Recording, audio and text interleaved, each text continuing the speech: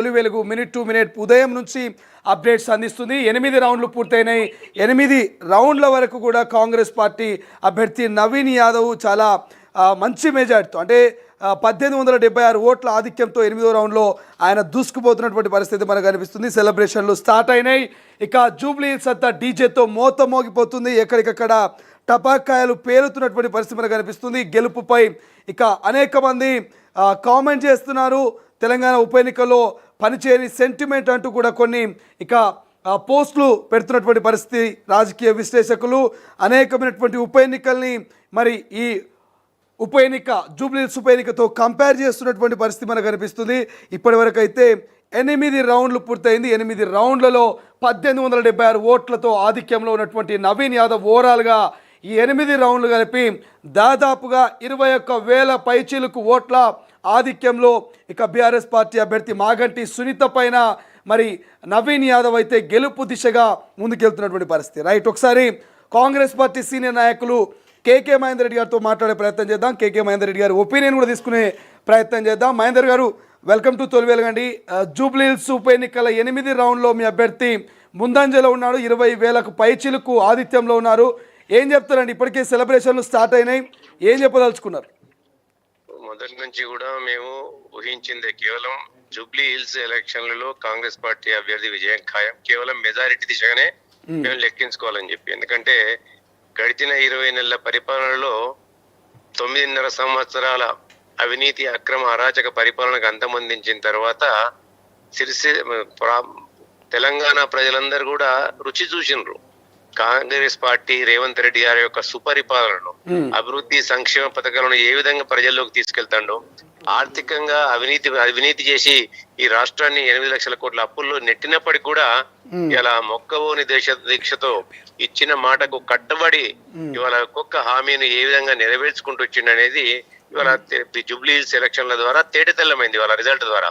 అంతేకాకుండా ఎక్కడ లేని విధంగా, ఈ దేశంలోనే ఎక్కడ లేని విధంగా రాష్ట్రంలో మేమెంత, మా వాటా ఎంత, మా కోటా ఎంత అని చెప్పి బీసీ కులగణన చేపట్టి దేశానికి ఆదర్శంగా నిలబడ్డ ముఖ్యమంత్రి, కాంగ్రెస్ పార్టీ ముఖ్యమంత్రి యనమల రేవంత్ రెడ్డి గారు ఇలా బీసీ కులగణన కూడా ఇలా బీజేపీ ముఖం మీద కొట్టినట్టు ఇవాళ మేము బీసీ కులగణనకు ఏదైతే రేవంత్ రెడ్డి గారు ఇవాళ ముందొచ్చి చేశారో అన్ని ఆటంకాలను తొలగిస్తూ ఇవాళ అసెంబ్లీలో తీర్మానం చేసి మీకు పంపించినప్పటికీ కూడా, ఆర్డినెన్స్ తీసుకొచ్చి గవర్నర్ గారికి పెట్టినప్పుడు కూడా, మీరు ఎన్ని ఆటంకాలు కలిగించినప్పుడు కూడా మేము రేవంత్ రెడ్డి గారు వెనకంటి ఉంటాం బీసీలం అందరం కూడా.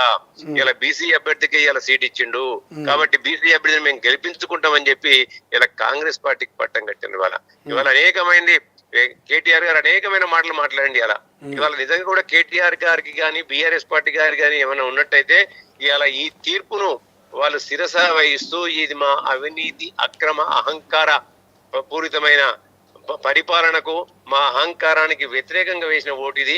మేము తెలంగాణ ప్రజలకు ఎప్పటికైనా క్షమాపణ చెప్పాల్సిందే. మేము అసెంబ్లీ ఎన్నికల్లో ఓడిపోయినాం, పార్లమెంట్ లో ఓడిపోయినాం, ఆఖరికి ఎక్కడ బై ఎలక్షన్లు వచ్చినా ఇలా సిటీలో కూడా ఇలా ఏదైతే ట్విన్ సిటీస్ ఉన్నాయో, జంట నగరాల్లో ఉన్నాయో, ఇలా మొన్న కంటోన్మెంట్ గెలిచినాం, ఇవాళ జూబ్లీ హిల్స్ గెలిచినాం, రేపు పొద్దుగాల రాబోయే ఎలక్షన్ లో ఏదైతే స్థానిక సంస్థలు ఎన్నికలు మున్సిపల్ కార్పొరేషన్ ఉంటో వాటిని కూడా గెలుస్తాం. ఇవాళ కానీ మహేందర్ రెడ్డి గారు ప్రధానంగా బీఆర్ఎస్ పార్టీ అధినేత మాజీ ముఖ్యమంత్రి కేసీఆర్ ప్రచారంలో డైరెక్ట్గా ఇండైరెక్ట్గా ఎక్కడా కనిపించలేదు. అంటే ఓటమి అనేది ముందుగానే కేసీఆర్ తెలుసు అనుకోవచ్చా? అందుకే పాల్గొనలేదు అనుకోవాలా?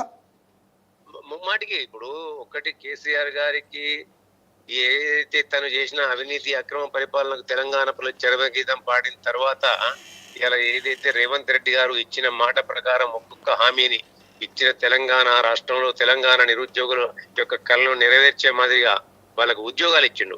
10 నెలల కాలంలోనే 60,000 ఉద్యోగాలు ఇచ్చింది. ఇంతవరకు ఇంచుమించు 1,00,000 ఉద్యోగాలు ఇవ్వడం జరిగింది. వాళ్ళ హయాంలో రిటైర్మెంట్ తప్ప రిక్రూట్మెంట్ లేదు ఎక్కడ కూడా. కానీ ఇక్కడ జాబ్ క్యాలెండర్ ఇవ్వడం జరిగింది, వాళ్ళ డిఎస్సి నిర్వహించడం జరిగింది, వాళ్ళ గ్రూప్ ఏ నిర్వహించడం జరిగింది, గ్రూప్ 2A నిర్వహించడం జరిగింది, గ్రూప్ 2B నిర్వహించడం జరిగింది. ఇవన్నీ చెప్పుకుంటూ పోతే ప్రతి ఒక్క అంశంలో కూడా రేవంత్ రెడ్డి గారు ఇలా అభివృద్ధిని, సంక్షేమాన్ని సమపాలనలో ప్రజలకు తీసుకెళ్తూ వెళ్తుంటారు. ఇలా ఇచ్చిన మాట ప్రకారం ఇవాళ రైతులకు 2 లక్షలు రుణమాఫీ చేయడం జరిగింది. ఇవాళ సన్నవాళ్ళకు 500 బోనస్ ఇవ్వడం జరుగుతుంది. ఇవాళ ఇవన్నీ కూడా ఇవాళ ఇన్ని ఆర్థిక ఆటంకాలు కలిగించినప్పటికీ కూడా వాళ్ళు అవినీతిమయం చేసిన తర్వాత ఈ తీర్పు ఇంకా కూడా చెప్పాలంటే వాళ్ళు ఇప్పటికైనా గుణపాఠం నేర్చుకోవాలి. వాళ్ళు చేసిన అవినీతి అక్రమాలకు వ్యతిరేకంగా కాంగ్రెస్ పార్టీకి అనుకూలంగా ఇచ్చిన తీర్పు ఇది. అలా కాళేశ్వరంలో కమిషన్ల గురించి కానీ, ఇలా గొర్రెల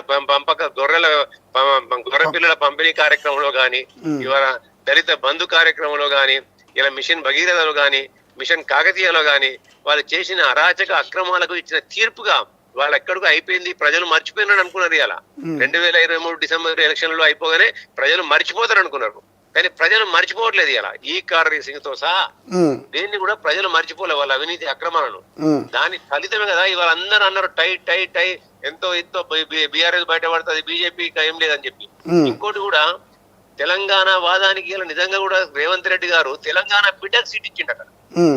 పుట్టు తెలంగాణ వాదులకు, భూమిపుత్రులకు సీట్ ఇచ్చిండు. వాళ్ళ నీ తెలంగాణ వాదం ముసుగులో నువ్వు ఆ వలసవాదాలకు నువ్వు పట్టం కట్టే ప్రయత్నం చేసినావు కదా.